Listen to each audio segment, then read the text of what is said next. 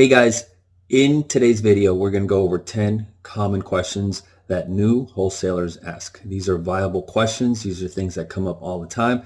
And some of these questions are part of a bigger concept. Nonetheless, they're very important. So let's get to them.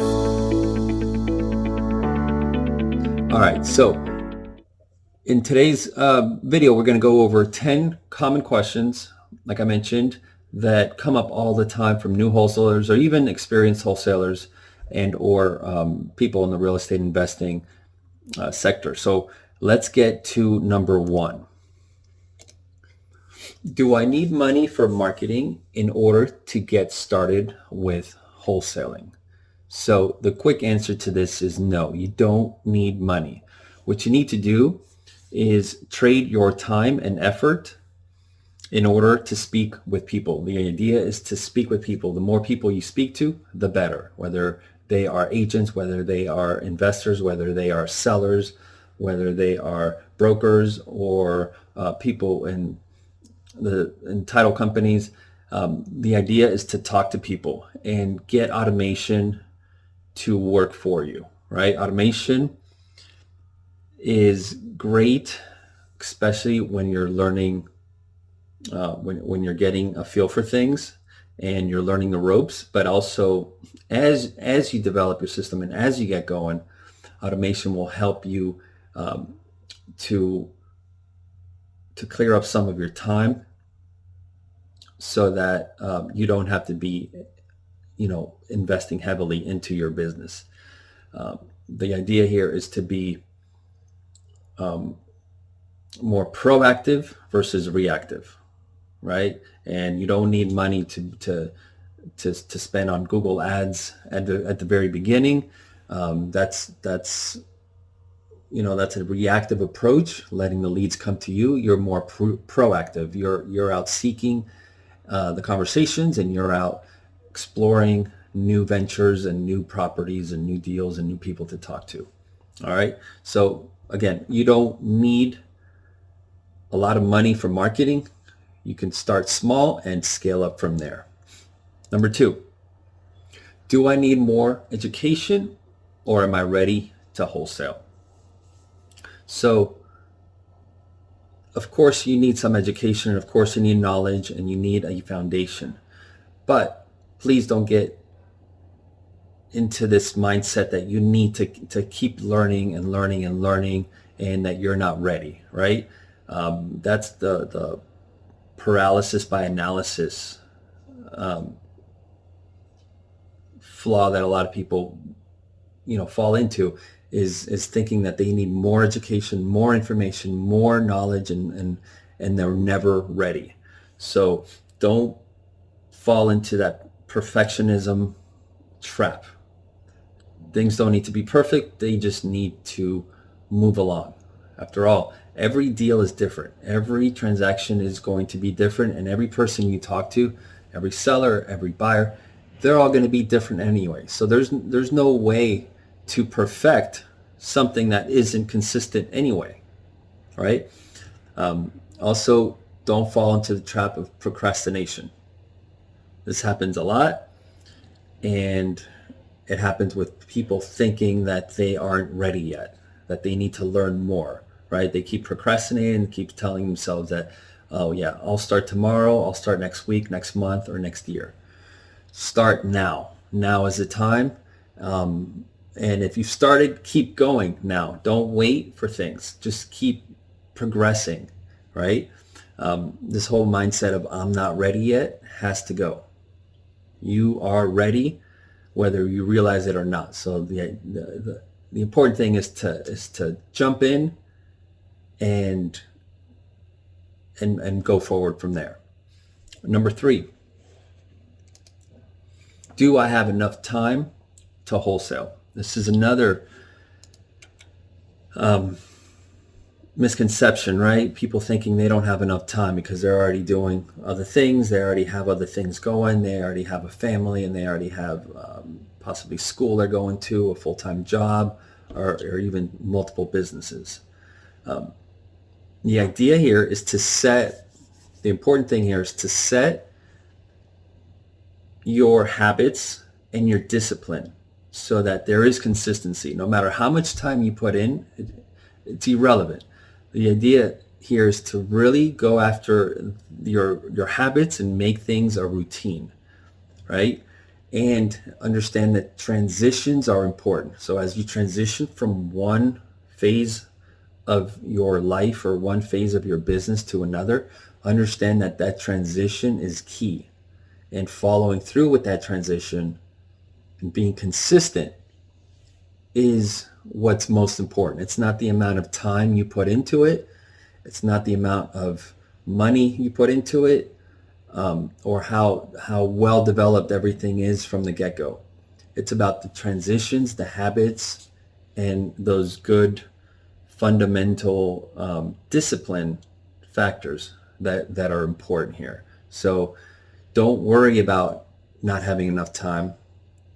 Worry about setting your foundational habits and getting those disciplinary traits in place. All right, number 4. How do I motivate myself to wholesale?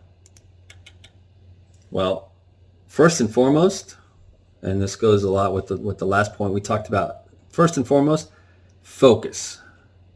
Get rid of all your distractions and have meaningful conversations. Above all, get started and keep the consistency going, right?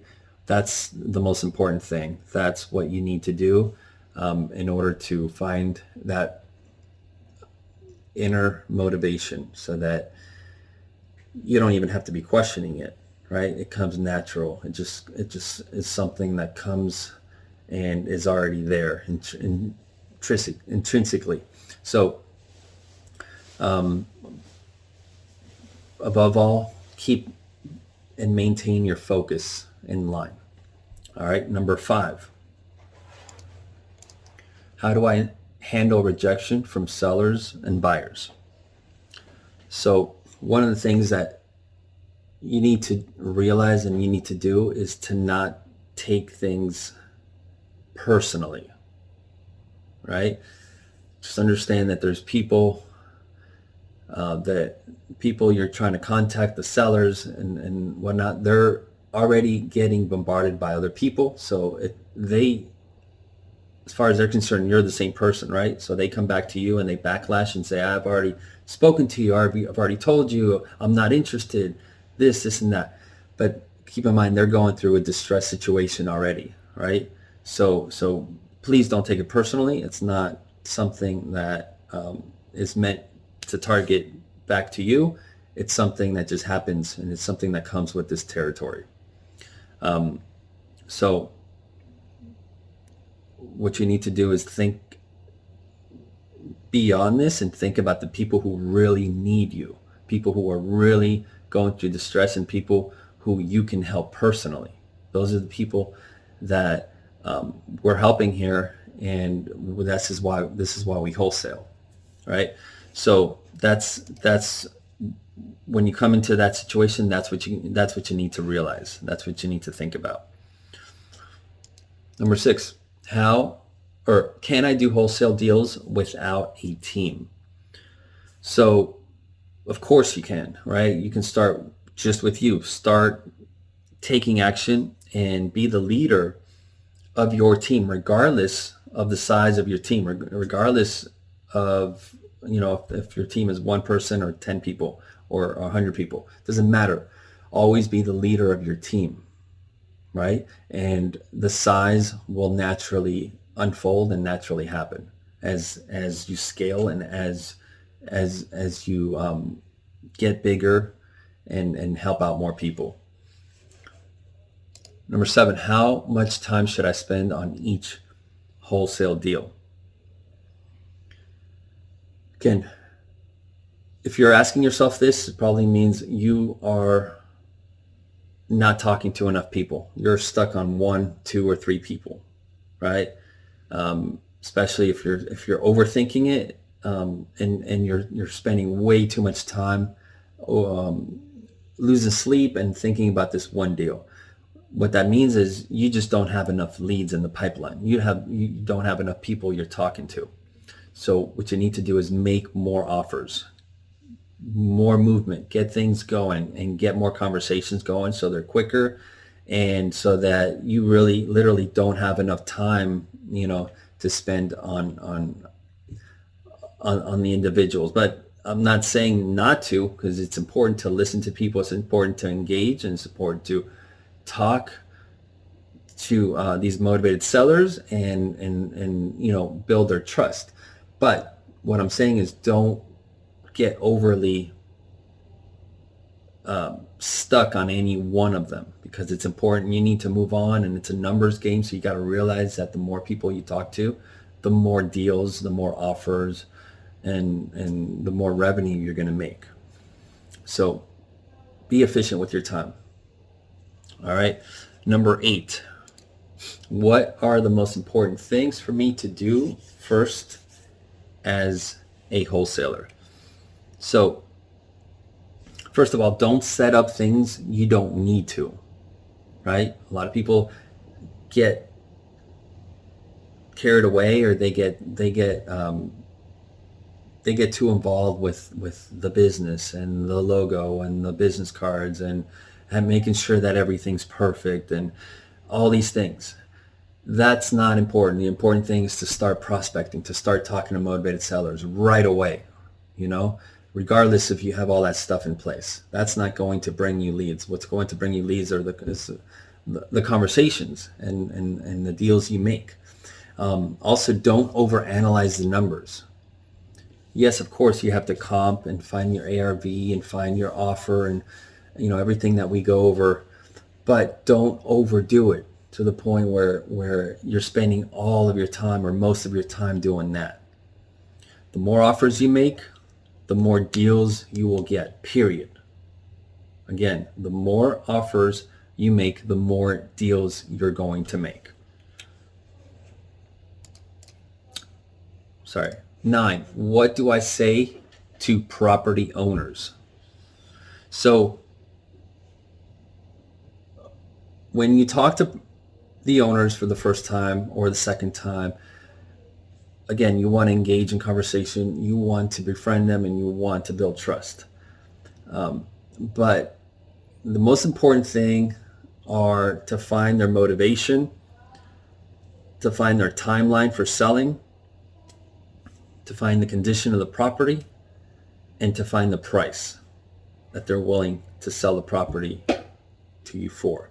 If you can find those 4 things, and motivation is key here, because without motivation, we don't have anything. So you have to figure out what their motivation is, how motivated they are, and then move on with the other points: timeline, condition, and price. So that's the bottom line. That's what you're after, and sometimes it may take a little longer to get this information out of them, but at the end of the day, this is what you want. This is where you want to funnel your conversation toward, these things. And again, number 10, question that comes up a lot is, isn't there too much competition in my market with wholesaling for these types of properties? All these questions. That is a double-edged question. Yes, there is competition, but just realize that at any given point in time, 5 to 10% of all properties out there are distressed. So it's like a revolving door, right? As they get sold, and as they come on and off the market, and there's new owners for them, there's new opportunities, new properties that come and are available for you to wholesale and to deal with. So there will always be an ongoing demand and an ongoing inventory for wholesaling for you. So keep that in mind. As long as you keep going, there's always going to be opportunities. All right. The key is to always do better than your competition. Always outperform your competition, because you can always pick a different market if you need to. You can always pivot, right? You can always move to a different type of property, a different price range, and you can always pivot within. So you can always make adjustments anyway, right? Just do your best regardless of where you are and the current approach you're taking. All right, so again, the 10 very common questions new wholesalers ask. These are 10 right here. Of course, there are more questions, and of course, there are more things, but these are very common. And if you keep these in mind as you start to wholesale or as you continue to wholesale, it'll really help you out. So I hope this was beneficial, guys. Please destroy that like button. Hit me up with any questions or comments. Let me know too if you have any suggestions or any things you want me to talk about in future videos in the comments. Feel free to drop that. And I hope to see you guys next time. Take care.